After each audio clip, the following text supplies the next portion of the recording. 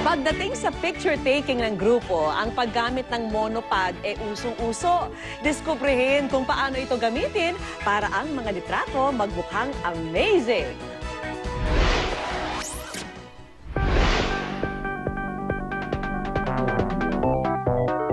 Ano mang oras, lugar o okasyon, ang pagkuha ng selfie, isa ng certified hobby. Dito kasi maipapakita kung ikaw ay happy, moody, o feeling pretty. Pero sa pagkuha ng selfie, may mga paraan para ito mapadali.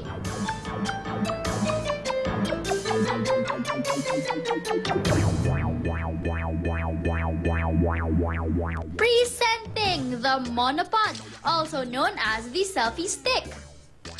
Dati na itong ginagamit para maging steady ang kuha ng mga still photo at video. Ginagamit din itong stand para sa binoculars. Pero ngayon, may version na rin ito para sa mga phone camera. Magaan, easy to use at may adjustable length.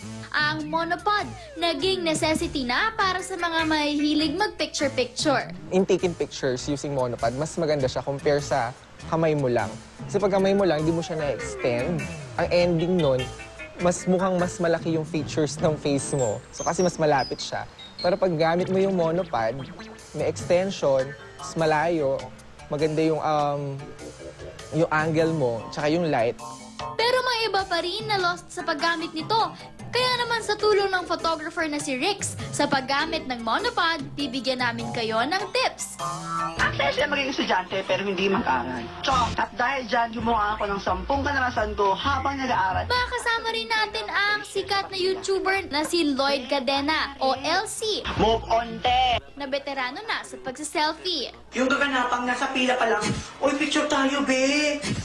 Ano? Pila pa lang, may manipul na yung camera? Puro mukha mo nilang dyan. Kung saan ka magpunta, may naki-selfie. May ating gandang-ganda sa kanyang sarili. May kuyang gwapong-gwapo sa kanyang sarili. Nakakaumay, di ba?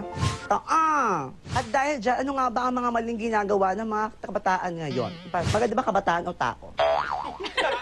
At dahil nga dyan, ano nga ba ang mga maling ginagawa ng mga tao at ng mga kabataan lalo-lalo na ngayon, nabibigyan natin ng magandang correction talaga kasi corrected by pink ballpen pen. I-push natin yan. Number 1, siguraduhin maganda ang napili mong monopod. Dapat matibay ito kahit na in-extend na ng todo. Dapat ding swak ito sa inyong cellphone. Bago ka bumuli, i-testing mo muna ang monopod mo dahil pag totoo pag nahulog, ito lang ang mangyayari. Mahuhulog yan. Ano mangyayari? Magat na nanay mo. Iiyak ka. Masakit eh. Mas kawawa yung cellphone mo, mas mahal yung totoo. Kaya i-testing mo muna ang monopod kung fit ba ito sa cellphone mo para mas kabog ang pag-selfie mo. So make it sure na yung matibay na talaga. Kasi may mga phone na mabibigat like Digicam or mga smartphones. So pag yung binili mo ay low quality, naka-extend siya ng sobrang extend siya, may tendency na mag-bend yung bakal niya or yung stick, mag-bend kasi nga dahil sa bigat ng phone mo. Siguraduhin mo hindi mo pipindot ang mga minus, kung alam mo mga keme dyan. Tawag dito, volume, at saka ito lang. Sa paglalagay ng cellphone sa monopod, dapat maging maingat para hindi masira ang gadget. Siguraduhin ding secure ang cellphone sa kanyang lalagyan. Number 3, mag-picture ka na, mag-selfie ka na, may monopod ka. Anong gagawin mo? Sinong pipindot? Naguturoan pa ba? Oh my God, girl! Sasave ba yun? Totoo. Pindot mo nga, girl. Ay, ito na. Ayun po. Ako lang nga lang, nakakahiya naman sa inyo. Huwag kalimutan i-activate ang phone camera timer bago mag-picture. Sayang ang effort sa pagpuposing kung nakalimutan itong gawin. Ang timer ay ginagamit upang makapag-prepare kayo bago mag-shot ang inyong picture. Merong 6 seconds, 5 seconds, 3 seconds. Depende sa tip ninyo, depende kung kailan kayo magpo-post sa camera ninyo. Like, 5 seconds. Kung akin, shot, ganun, push na yun, bongga. Isa pang option ang shutter remote kung saan kailangan lang i-on at i-connect ang Bluetooth ng inyong phone sa remote. Ang Bluetooth ay bagong mekanismo na in-invent ng China. Kunyari, nag-take siya ng picture, titingnan niya, pangit, uulit na naman siya, magta-timer na naman siya. So mas maganda kung take na lang muna siya ng take, na gagamit yung Bluetooth remote ng monopod. Tapos tsaka niya tingnan kung okay yung makakuha niyang picture. Habang naka-on ang camera, pwede nang i-press ang remote at ito na ang magsisilbing clicker sa picture taking.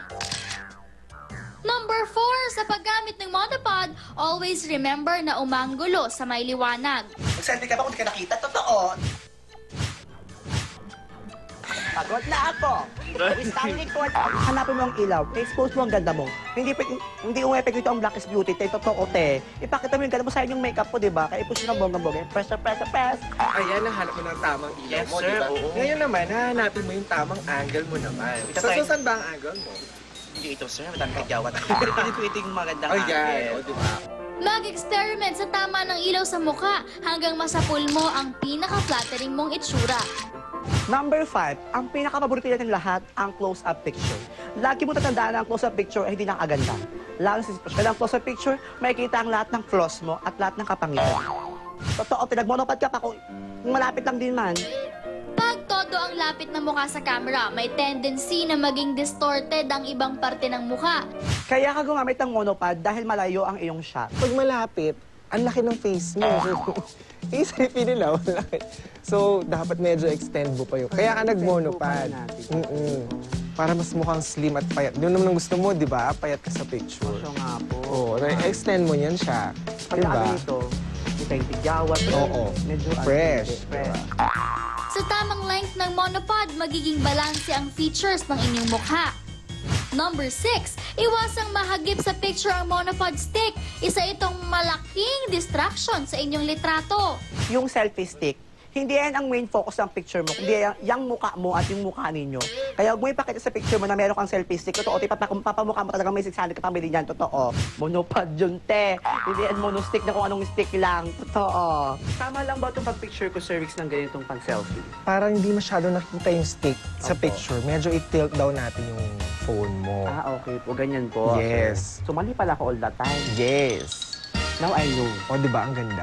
Ayan, o, tingnan mo yung camera mo, di ba? Masyado Opo. nakatilt. So, medyo i-ganon mo siya. Kasi nakikita yung monopod mo yan. pangit. So, medyo dapat Angat po ayusin. natin. Yung Yan. kabog na, sir. O, di ba? Ayan, hindi na yan kita. Di ba? So, ready na tayo mag-post. Yes, 1, 2, 3. Tansyahin ang posisyon ng cellphone para maiwasan makunan ang monopod. Number 7, background check. Lagi mong i-check kung merong tao sa likod na meron ko photobomb. Dahil pag in-upload mo yan, paniguradong hindi ikaw ang star.